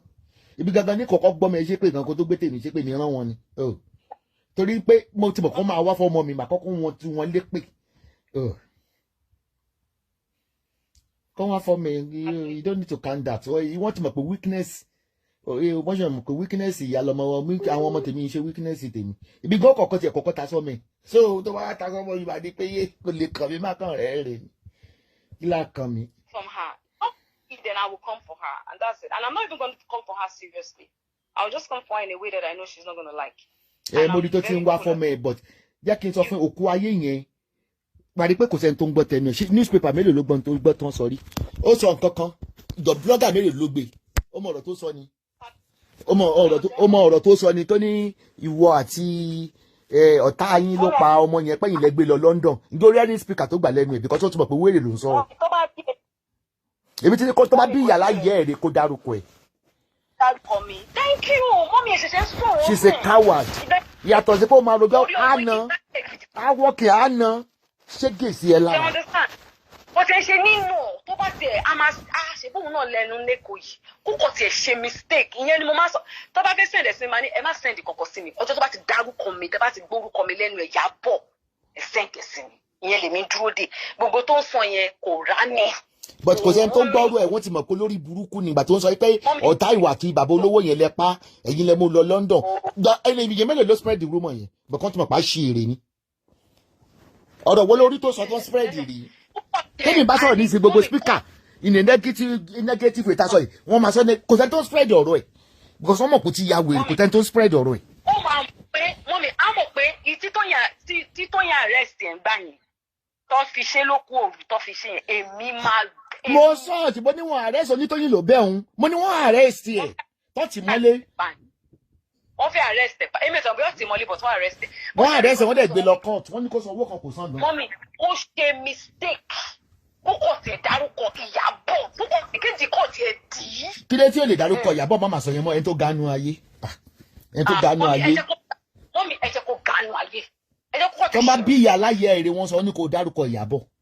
ó kò tẹ̀ ṣe ìyá mo fẹ́ kó mi gan ọmọ kẹ́hìn ni mo máa ó dàbí wèrè tí bí yẹn náà tó ń sọ̀rọ̀ mo mọ̀ ràn sí ìyá ẹ̀ kó lè bá ṣìṣe ó dẹ̀ ti ṣìṣe sódà bẹ́ẹ̀ ṣe rí òun kó kò tẹ̀ ṣe mistake kó kò tẹ̀ dárúkọ mi tó lè ṣe pé gbà mí mo máa ń mọ̀ sórí gbogbo àwọn tó ń dá Ìyábọ̀ yẹn bó bá gbé wọn lọ kọ́bùtù ó lè rí nǹkan kan gbà just ignore àwọn olórun lọkùnrin lóbìnrin yẹn olóṣì ni wọ́n jẹ́lọ́sì làwọn yẹn fi ń sọ̀rọ̀ àwọn yẹn olóṣì ni ó dà pé kó gbólóṣì olófẹ́ gbólóṣì orí tó máa ń gbé mi lọ kóòtù tí gbogbo spíkà bá bú ìjọba wọn ò ní gbé wọn lọ tí yẹn sábọ̀dù bá gbé wọn ni wọ́n máa ń gbé lọ.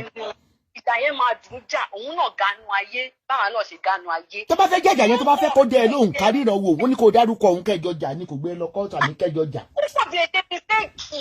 ètò ìṣọ àwọn sẹpẹtẹrì àwọn ọ̀rọ̀ local anyway ọmọ ọ̀dọ̀ ní ẹni kóga tó ta ń gbòòrà kí la ẹ̀sìn kò máa sọ. ó ṣe mistake ṣé mo bóyá máa ń dárúkọ. ó kúnlẹ̀ ó ń sunkún ibi nígbà yẹn mo ṣe màmá ẹ̀ ó ń sunkún bẹ́ẹ̀ ó ń bẹ tó yìnbọn ó ń lójú bó ṣe wà yẹn o kò gánú ayé kankan kò mọ̀yàn kankan kò gánú ayé òun halẹ̀ ni o. ẹ máa wo ṣe wo wàláì Netflix ò ní tà. dẹ́dẹ́ ọkọ ẹ̀ tó lówó yẹn tó máa ń bú bàbá arúgbó gẹ́gẹ́gẹ́gẹ́ yẹn kí orúkọ ẹ̀kọ́ yẹn dárúkọ bàbá yẹn náà nà. orúkọ yẹn. àlọ́ òun ni ìyẹn pátínà ẹ̀ tó máa ń bú bàbá olówó yẹn máa ń gbàgbọ́ orúkọ ó bí mà àbí kí ló ń jẹ́ bó bí mu àbí kí. ètò ń pè ní bàbá arúgbó gẹ́gẹ́gẹ́gẹ́ yẹn kó porúkọ ẹ̀ náà. ṣé wo rí pé tí máa fẹ́ sọ̀rọ̀ àwọn ọba nǹkan tèmi máa ń dárúkọ wọn ní mi láyà gan ìtọ́ pè blọ́gà nìyẹn mo dẹ̀ máa ń gba lẹ́tà kóòtù. ẹ̀wọ̀n pé bò gbọ́ ẹ̀wọ̀n pé àwọn tó bá jẹ́jẹ́ ju àwọn lọ burú jù. tó bá bí aláyẹ rè ṣe bó sọ pé ojú Ìyábọ̀ lọ lọ́jọ́ orí òkè ọmọ inú ẹ̀ ní pé kò dárúkọ ẹ̀.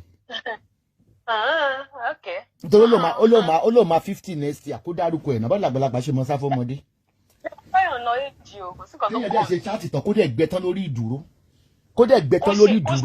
láìpẹ́ tó ṣe yẹn kó ṣe kókò dàrú kókò ṣe mistake kókò tẹ̀ dárúkọ mi kó bú mi. o ní láti dárúkọ sọ ní ìmú ẹ gbogbo èèyàn tó jẹ́ Ìyábọ̀ pé kò sọ pé Ìyábọ̀ kò sọ pé Ìyábọ̀ lásán. kó má fojú sí kókò sọ defamatory things ó tán ṣe understand mo ní ìjẹ́ kó tiẹ̀ sọ kókò sọ defamatory things gbogbo nǹkan tó máa ń sọ yẹn. torí nǹkan méjì ló fi ń bẹ ẹja ó rí pé wà tí Tóyìn Abraham ẹ close so kókó lè fèsì Tóyìn mọ́. and I'm gonna love her till death. torí Tóyìn yẹn gangan then àti nítorí Fọlá ó tán ṣe pé kó wọn bí aláyẹ ẹ̀rí kó sọ indirectly sí Tóyìn gangan mọ́ nígbà tí wọ́n ti tì mọ́lé lórí ọ̀rọ̀ Tóyìn. mọ́mí sẹ́rí sẹ́rí ọ̀rọ̀ Fọlá yẹn wọ́n ní tí wọ́n bá máa ṣoríire ọ̀rọ̀ kankan máa ṣẹlẹ̀ tó máa kàn jẹ́ kéèyàn ṣoríire ni ṣe understand. ó polongo ẹ̀ sí rẹ ni.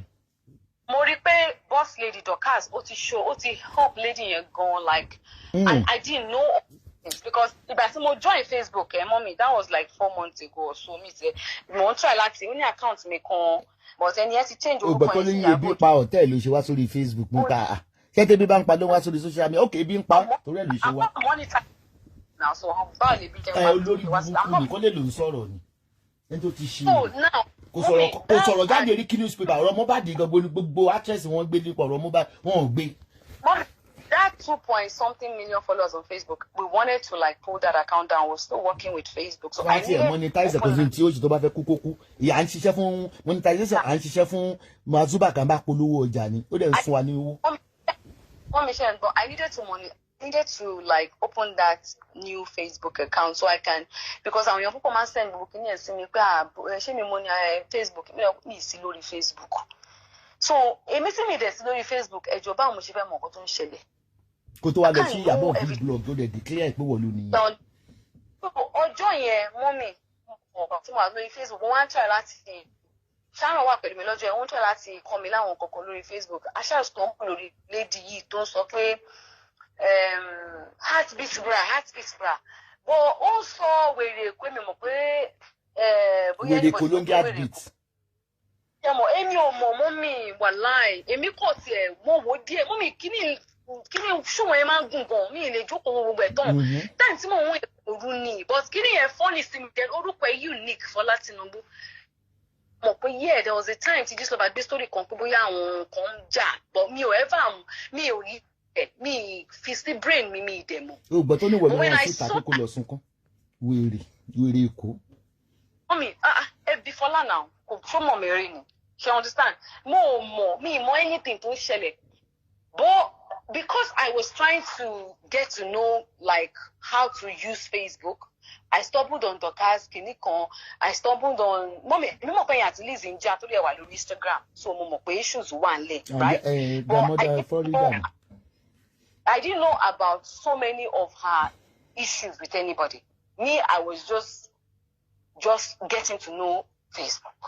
So ọjọ́ yẹn tí mo dé lọ sọ́dọ̀ àǹtí Lọ́lá tí mo ń sọ fún ọ pé ṣe bí mo ṣe láì fídíò it was an honest kò ṣe pé a ti plan ẹ̀ a kò ń sọ̀rọ̀ from bedroom ó di nǹkan tó gbé wá fọ́ọ̀rọ̀ yẹn àkọsí àǹtí Lọ́lá rẹ̀ bàtà àti and she's fond of buying me gifts tí bá lọ síbẹ̀ so mo kàn ṣe gbogbo yẹn wọ́n fẹ́ fún mi gifts then mo ń ṣòlé wọn then from there mo kàn pé ṣé mama because mo rí pé lórí Facebook báyìí máa ń ṣe because I stumbled on this woman something Kudikot, Auntie Kudikot. Is it Kudi something Kudikot? I don't know program.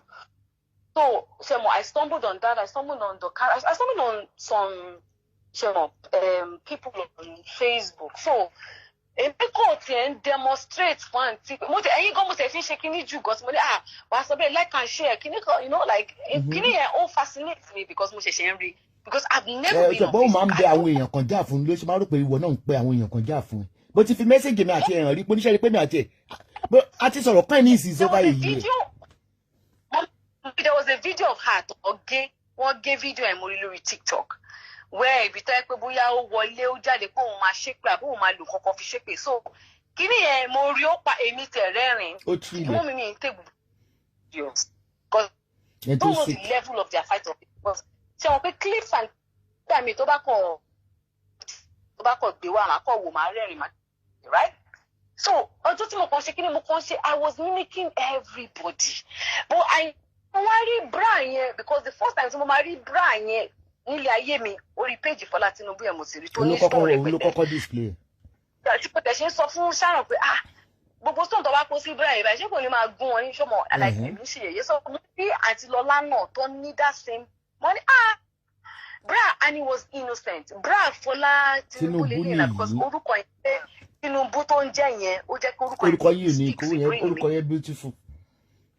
Yeah, so Bemi said she completely it was an honest joke. I didn't even like mean it at all from nowhere. Ó ti ń bú ẹ ti pẹ́ ó ti ń ráwọn èèyàn síta tó ń bú ẹ ti pẹ́. Mi ò mọ̀. Ó wá opportunity olóṣì ni torí ti Tóyìn kò sórí tó ṣẹlẹ̀ ní pé ìjà tó ń Bẹ́mi náà jà tó pé kó lè bà jẹ́yìn ò lè ṣe kó má jà kò rí Tóyìn ìbàjá mọ̀ ló ṣe ń kọ́ra everybody. Normally àwọn videos ó dàbí video live tí mo join yìí sìn ṣé mo pé mi ò join láti bẹ̀rẹ̀ so mo lè má ti mọ àwọn nǹkan mi tẹ́tí sọ kí n tó join but tí bá join live fi tí tẹ́ bá sọ kankan tó bá fọ́ ni mo lè fi funny emoji síbẹ̀ so that was one of the reasons why she claimed that she blocked me then pé bú wọn mo rẹ́rìn no me I didn't even know bóyá ẹ̀ bú anybody mi kọ́ tẹ̀ gbọ́n. tí wọ́n tiẹ̀ ṣe pé ìjà fún mi. She understand. And then maybe she thought maybe I was supporting like Tony. Like I'm not supporting Tony. I'm saying that if Tony has done something wrong to you, bring evidence. Tí bá fẹ́ bá ṣe Johnson, mo need evidence. Mo sọ pé kó dárúkọ mi. She understand. Tó bá fẹ́ bá yàn ṣẹjọ́, don't come out and fight. Fàyídá náà ni kó dárúkọ ẹ̀. Fàyídá ni yẹ́pọ̀ ló kù Fáráò mọ̀. Dárúkọ òun. Mọ́mí, gbé evidence jáde. She understand. Tó bá fẹ́ sọ pé okay, Iyabo ṣe nǹkan báyìí fún mi. Be evidence, Daddy. To be evidence, Daddy. Then you are talking. But you cannot expect me to fight somebody that is close to me that you've not brought any evidence to say, okay, this is what exactly this person has done wrong to me.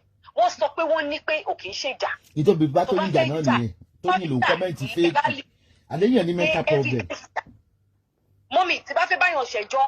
Everything tẹ́ni ẹ bá ń ṣe pa mi mo máa document ẹ̀ níbi tó bá ti dárúkọ mi sí màá mọ̀ ń ṣe in fact àwọn legal team mi gan àtàwọn PR team mi wọ́n máa document ni they will document as much as they can. For evidence tó lè gbé jáde lónìí. Do you understand? When I choose to have an issue with you, know that I am ready for you. But you're saying somebody did something wrong to you and you're not bringing out any evidence. How am I going to support that battle? There's no way I will support that battle. So nǹkan tó kọ́kọ́ fa issue ni èmi wà ẹ̀mọ̀ pàtí kọ́kọ́ ní issues kan tẹ́lẹ̀ tàṣẹ́tù kó tó di pé yẹn ṣẹlẹ̀. So ọba títí Fọlá ṣẹlẹ̀ yẹn I was like what a hoot. If you feel like in a way pé you felt that my joke was expensive or whatever for whatever reason in the world you could send me a DM or send me a message. Tí ẹ̀ tá sí Fọlá ń sọ pé heartbeat bra wọ́n lè sọ pé heartbeat nítorí fi ṣe I'm saying don't even mommy like Sherry, that's why I said to myself, I'm like, you see, when you come for me in a way, the way I will come for you, I'll come for you in a way that, you know what, you're gonna cry blood on your own. That I'm gonna love her, I'm gonna support her, I'm gonna stand by her in little of my capacity. I don't give a hoot what you think or say about me. It doesn't define me. You coming out there to say my story is dirty. Your story is garbage. Your story is garbage.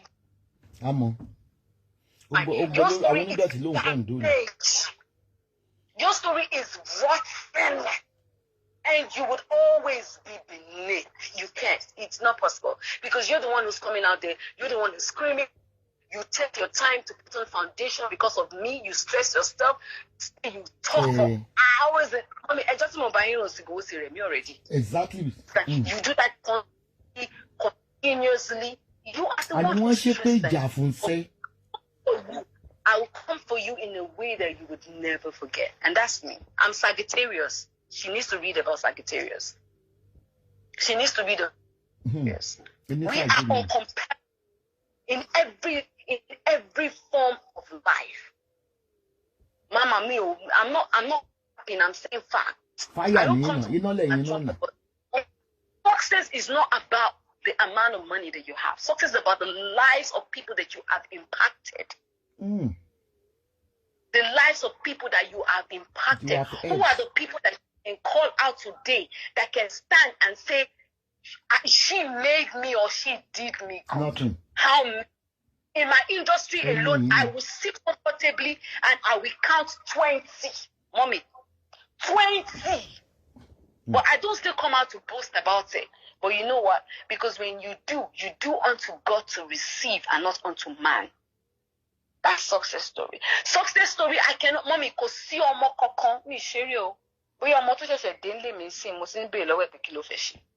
Kò tí sí ọmọ kankan tó wọnú lé mi bóyá yálà ó wá bá mi ṣiṣẹ́ ni o wá anything ni o máa lọ school kò sọmọ ọ̀dọ̀ mi kankan tí kò gba school kọjá ó dẹ̀ máa dúró ṣe tán ni. I had a clip to what's àwọn tó máa ń jalè yẹn kí ló máa ń pè wọ́n náà tó jẹ́ pé ó dàbí bí wọ́n fi ṣe wọ́n. I had one, mommy, and I kept this girl because I wanted her to finish school for 6 years. 6 years. My friends could not understand why I kept Alima for 6 years. School.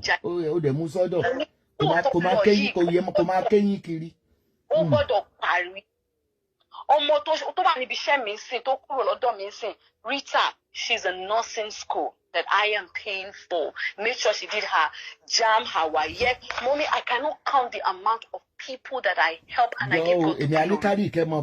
I have been to I don't know about the foundation that has been opened, motherless foundations for kids with disabilities.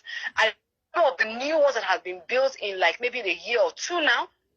But mommy, I have visited over 20-something homes and we have impacted in their life positively without coming out to seek a naira.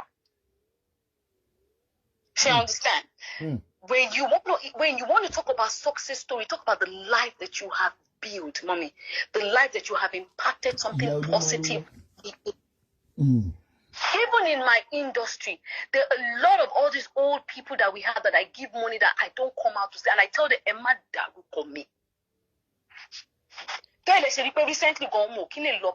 because Sherry, it is not success is not about the amount of cars or the house that you have.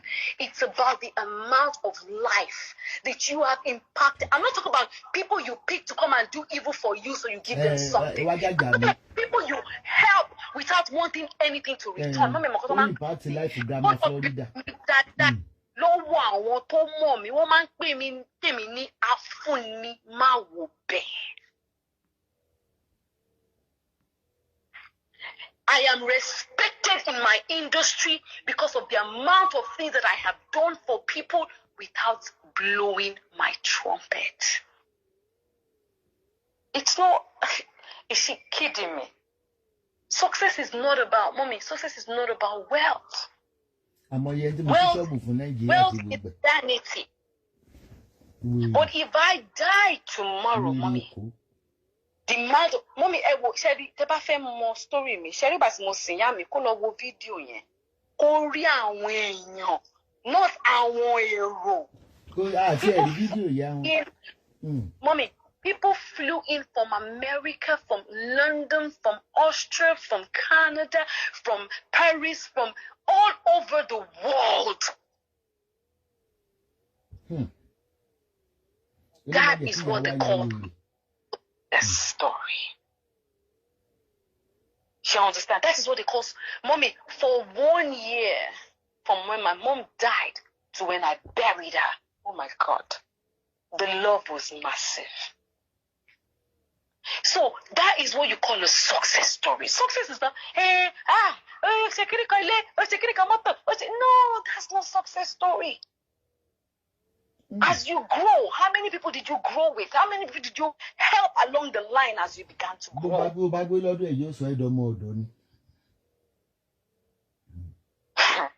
Mommy, in my place of work, I have someone who was my security.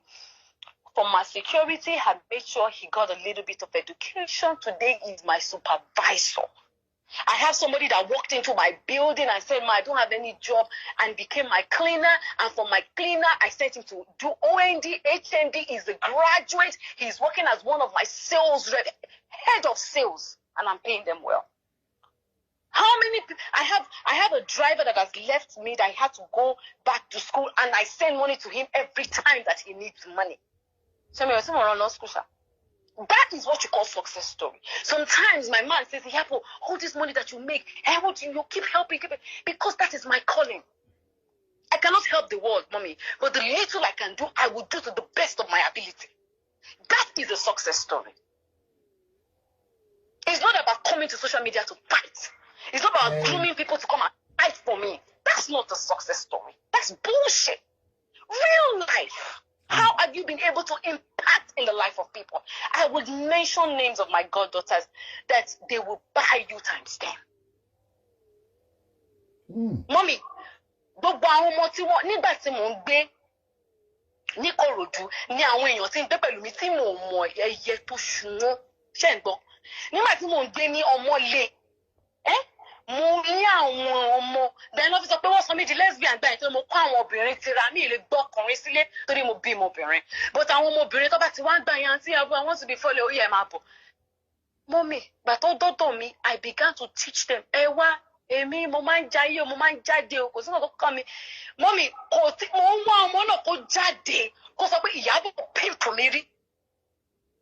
Mo ṣe ń wá. Mo ń wá kí ọmọ náà jáde kó sọ pé Iyabo ó gba owó lérè mi ó pimp mi rí. Àjẹbá ní voice note ibi tí wọ́n tó ti wò lórí àríkẹ́ tó fi ń ṣàṣẹ́wó. O lè tẹ̀lé mi jáde o. Kọ́kùnrin rí ẹ kọ́lá mo láìka ọmọ ìkòsí nǹkan tó kàn mí bó bá lọ bó bá kò kàn mí. Bọ̀ pé kí ni ọmọ ìyá jọ gba owó mo wá kéènì yẹn kó jáde. All of them are successful today. All, mommy. All. But you have to be very observant about Fola Tinubu, because she's claiming every day that you wanted to buy. That is not how. Because you want to buy. People will be taking his how. Who wants to buy? Yeah, Fola Tinubu, your daughter. You pay, everybody should listen to this. So she announces it every day. That's why you are helping Fola Tinubu Ayale. That because you want to buy her. So who has died in my care? That's the first question people ask. You need to ask them. When you talk about people that wants to buy, my first goddaughter is Lolade Abuta. You should go and check Ololade Abuta. She's a billionaire today. She's into real estate and properties, and she does oil and gas. She's into hospitality. She is there. They should ask of Fadekemi Momo. She's in Canada. She's doing very well. They should ask of Mo Baby. Mo Baby just moved to Canada. Long plan no evil for against December. Mommy, the list goes on and on. Mommy, I have girls that are doing so well, married. There are a lot of them everywhere in the world who are spined. They are all jealous when to go marry. Oh, Mommy. I don't want to go deep into a matter because I'm waiting for her to.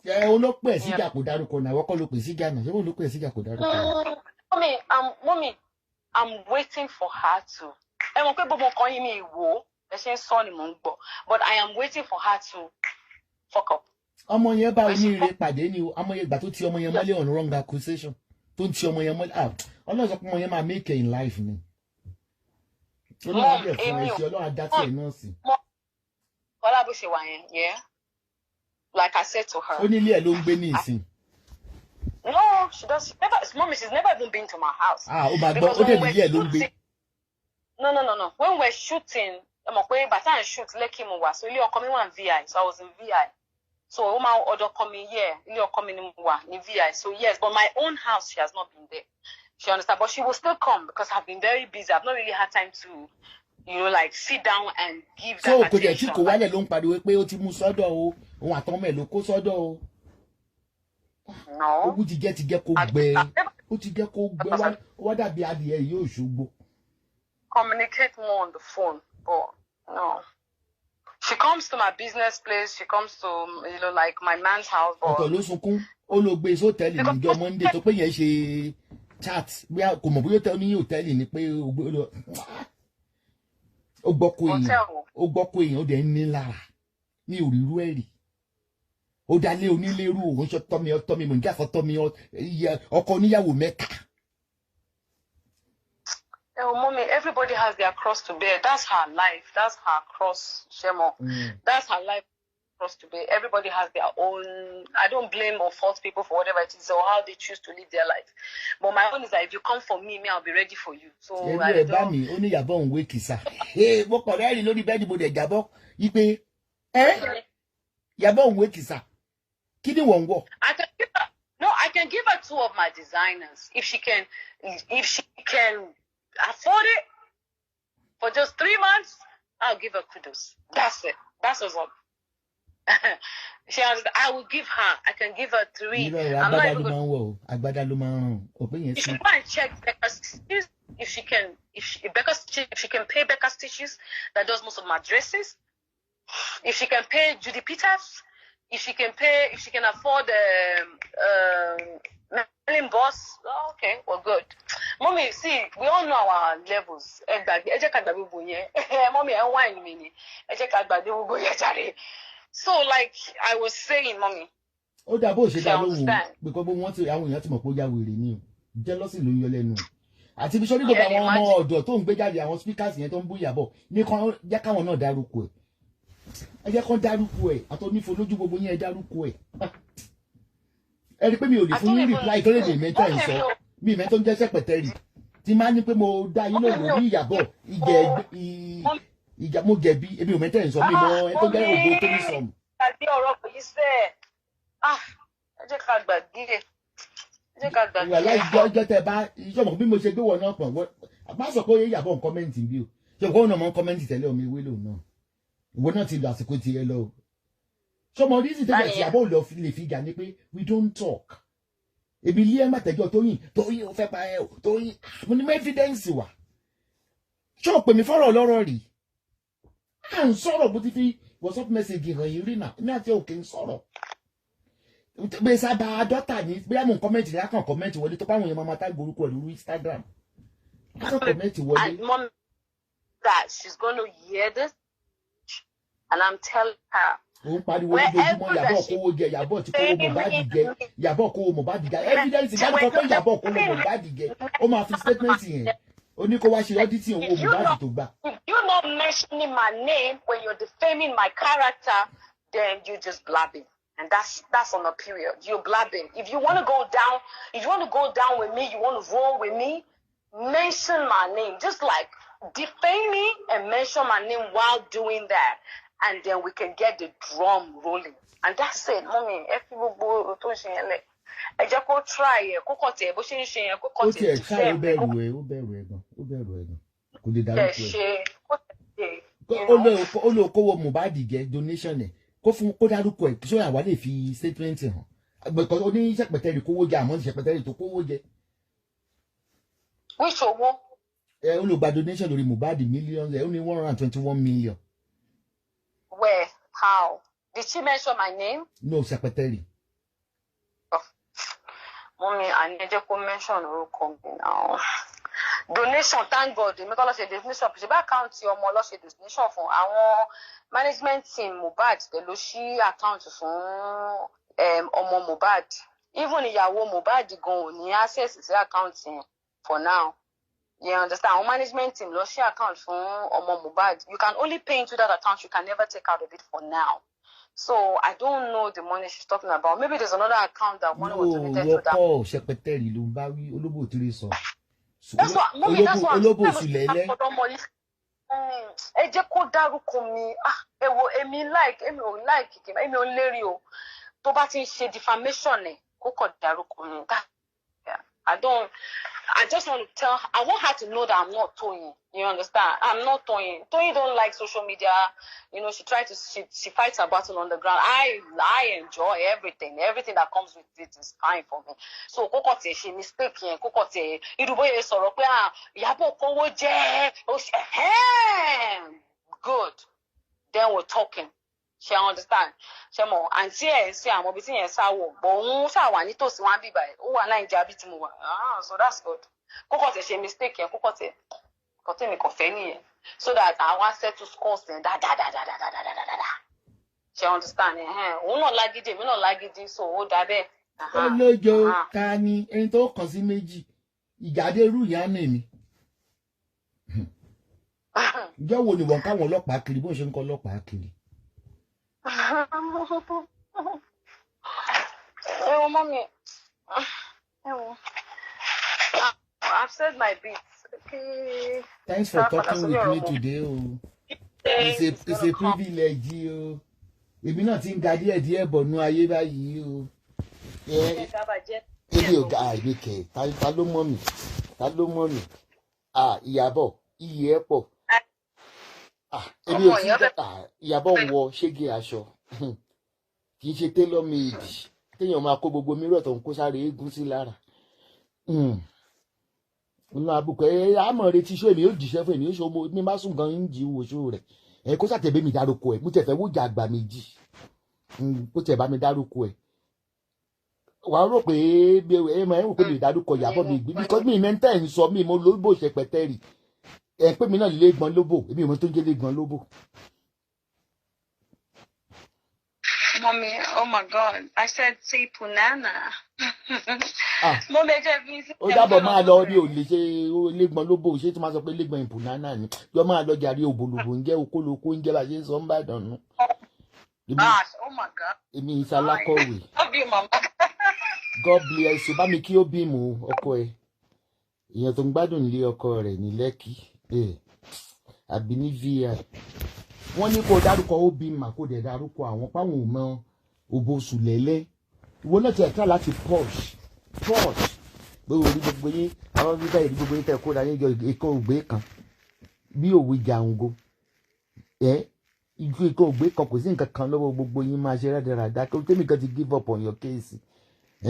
Irú àwọn onírà òun he ìwọ tó fi máa suspect wípé èèyàn kan ló ní pé kan bú ẹ because ìṣibiṣẹ́ ìwọ náà ló rán àwa náà ìbọn ló máa ń rán gbogbo speaker jáde olùṣẹ́ lẹ́nu gbígbẹ bí ẹnu àrùn alára àgàgà kẹ lize cancer lize HIV olùṣọ́ ò ní ìsinmi ó sọ̀rọ̀ rẹ̀ kí newspaper gbé rí nígbà sọ yí pé kan bí léèrè òun fẹ́ tó ń bá rí èèyàn ó tún ti gbé black man lẹ́ ń pè ní ó tún gbé yẹn ṣé wọ́n jẹ́ bí class àwọn black man lóò ẹ̀wọ̀n ń sọ ni ó tún fẹ́ rán yẹn níṣẹ́ kó máa jà fún ẹ àbí nígbà tó ní pé kí zazu kó máa jà lọ ó gbọ́ tó sọ pé ìyá yẹn òun ò lè báyà yẹn ìyá tó ti pé rẹ̀ ń wéré láti ilẹ̀ kí ìyá yìí má lọ gé mi jẹ o black man ló jẹ́ máa ṣiṣẹ́ tiẹ̀ kó má jẹ́ káláyé bàjẹ́ yẹn sún mẹ́ ètò ń gbé ẹ mọ́ra yẹn everybody ọ̀rọ̀ tó wà nílẹ̀ Yorùbá Mohbad ò fàjà gbogbo yín kàn ya wèrè ni mi mọ̀ bí white gbogbo yóò lè express because this is a very sensitive matter